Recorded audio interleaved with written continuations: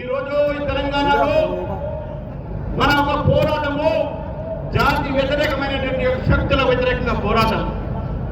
భారతదేశంలో ఆనాడు నక్సలిజం నక్సలైట్ ఆ రోజు భారతీయ జనతా పార్టీ కార్యకర్తలకి ఏపీ కార్యకర్తలైనట్టుగా భద్రపాటి విషయాలు మనకు తెలుసు.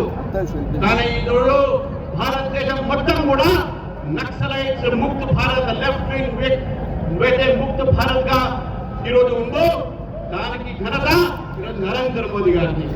కాబట్టి ఆ ఒక పోరాటాన్ని ఈరోజు మనం జాతీయ శక్తిగా దేశ వ్యతిరేక శక్తులతో మనం పోరాడుతూ ఉన్నాం. దేశాన్ని దక్షిణాదిగా ఉత్తరాదిగా విభజించేటటువంటి రాజకీయ పార్టీలతో మనం పోరాడుతూ ఉన్నాం.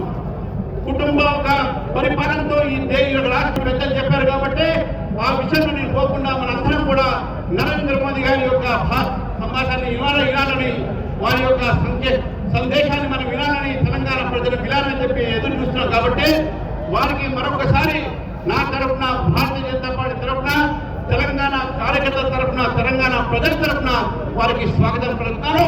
జై శ్రీరామ్, జై తెలంగాణ. భారత్ మాతాకి. మన ప్రియతమ నాయకులు భారత ప్రధాని శ్రీ నరేంద్ర మోడీ గారిని సభను ఉద్దేశించి మాట్లాడాల్సి కోరుతా ఉన్నాను. ఆదరణీయ